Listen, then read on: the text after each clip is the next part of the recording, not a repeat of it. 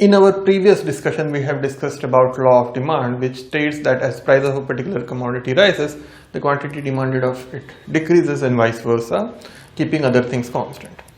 In that discussion, I told you about, we will discuss later on, what are these other things. We are doing partial equilibrium analysis, so these other things were kept constant. So what are these other things? These are other things which affect demand, that is, these are the things that affect demand other than price. Okay, so what are these things? First one is market size, size of the market, the total number of consumers in the market. The quantity demanded of apples or coffee in India will be much more than that in Sri Lanka or in Bangladesh, simply because the total number of consumers in India are much more are much more as compared to Sri Lanka and Bangladesh. So that is size of the market. The size of the market in India is much bigger than in Sri Lanka and Bangladesh. That's why the demand in the Indian market will be much more as compared to that in Sri Lanka of majority of the commodities. The other aspect that affects demand is taste and preferences of the population, which might depend on various factors, culture being one of them. Let us say, as I just told you, the total number of consumers in Indian market is more, but the demand for wine in the Indian market is much less. This is because Indians generally don't tend to drink more of a wine as compared to Europeans, for example, let us say. So even if the total number of consumers in the European market, in the entire European Union, let us say, or individually, let us say in France or Portugal or in Greece, is much less as compared to India, but their wine consumption is much more as compared to India. This is because of the personal taste and preferences.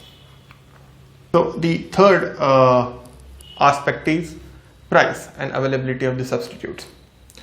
Let us take one example for the substitutes. Let us say if price of tea increases, what will happen? The quantity demanded of tea will decrease and the quantity demanded for coffee will increase. This is because as prices of tea increases, the consumer will substitute, the consumer will, as the price of tea increases, the consumer will shift his consumption from tea to coffee. He will have less of tea and more of coffee. This will lead to decrease in the demand of tea and increase in the demand of coffee. So this, therefore, this impact will be there. This is how substitute goods will impact the demand of a particular good. Further, complements. Complements means if you buy one particular product A and B is the complement of that, then if you buy A, then you will have to buy the good B. For example, this is a whiteboard. If I buy this whiteboard, I will need a whiteboard marker to write on this. So if the demand for whiteboard increases, the demand for my whiteboard markers will also increase, because I cannot write on the whiteboard without the marker. If the demand for bikes or cars increases in the market, then the demand for petrol will also increase. So this is the availability of complement and the price of complements basically. So that is another factor. Fourth one is income of the population. As income of the population increases, the demand in the market increases. If income of the population decreases, the demand will decrease.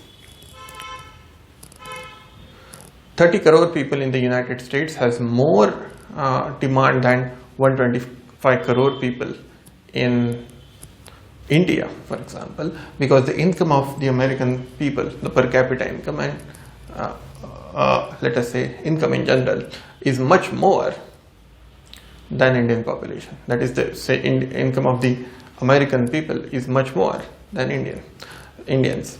Therefore, the demand in the American market for goods and services is more than that in Indian market.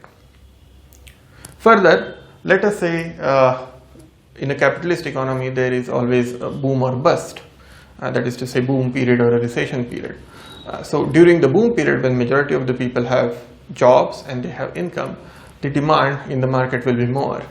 And if the income of the population decreases, let us say during a recession or a depression, people lose their jobs and their income decreases, then the demand in the market will also decrease. So this is how income affects the demand in the market.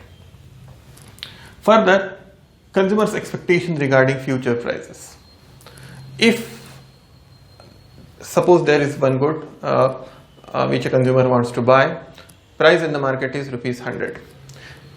If he thinks that the price of the same good in the next week would be ₹130, 30%, there will be a 30% increase in the price of that good, then he will buy that good today, immediately.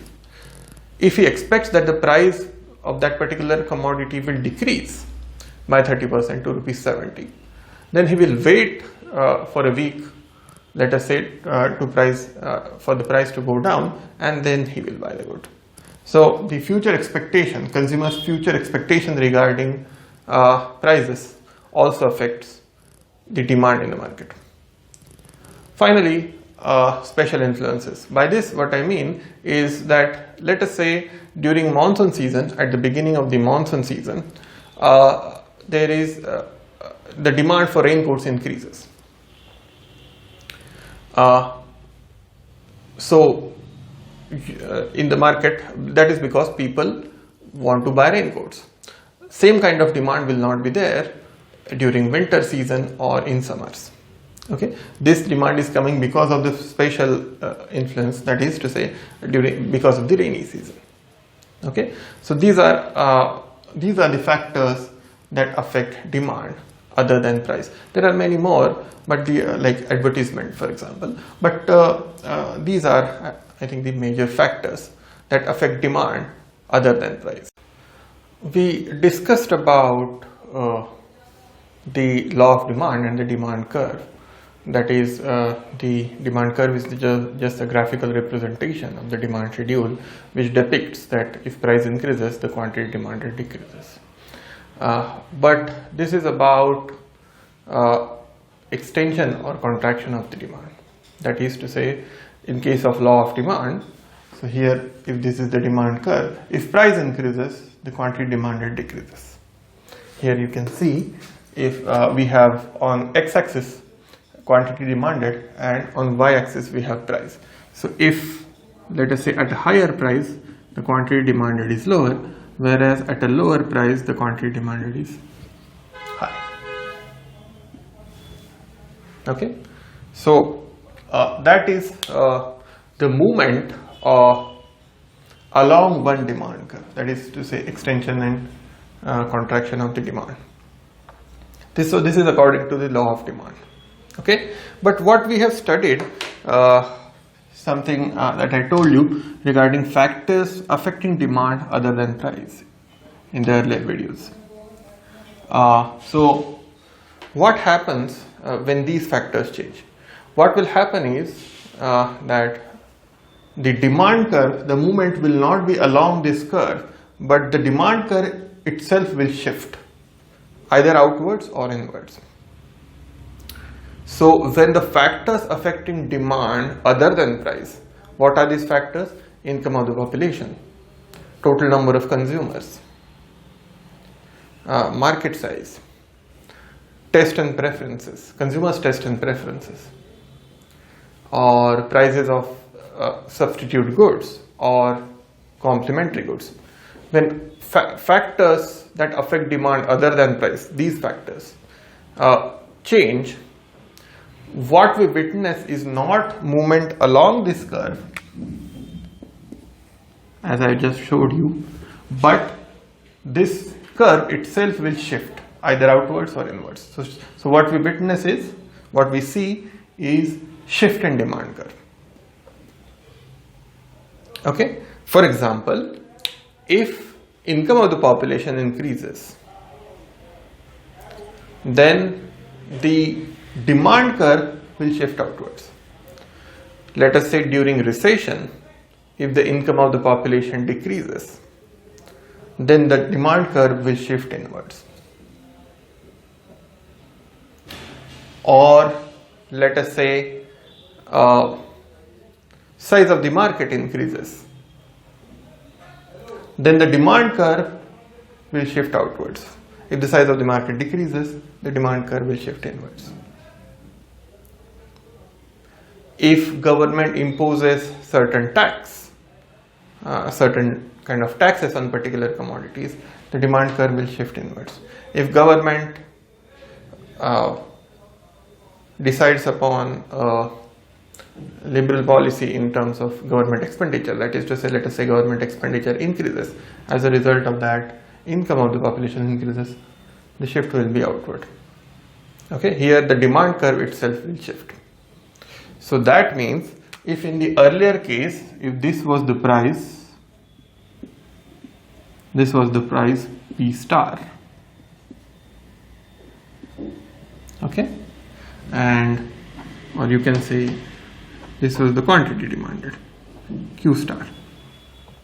Okay, what will happen in case of when the factors affecting demand other than price change is that the demand curve itself will shift. Price will remain the same, but at the same level of price, the quantity demanded will be more, Q naught, for example.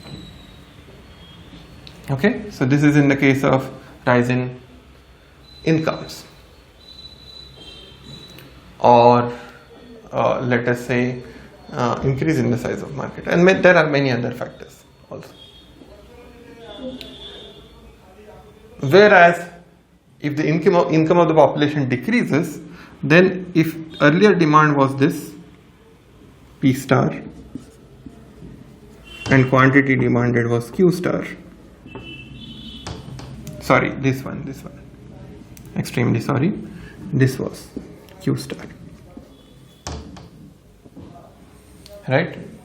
Now if the income of the population decreases due to recession, people lose their jobs, okay? Many of the people have lost their jobs, so they have no income. What happens in this case is the demand curve shifts inwards. So here will be the quantity demanded Q naught. Price level hasn't changed. Okay, there is no change in the price level, but the demand, there is change in quantity at the same price level. Why? How is this possible? If the price level is same and quantity demanded is changing, this is because the demand curve has shifted inwards or outwards. Okay, so this is shift in demand, and this will happen when the factors affecting demand other than price will change.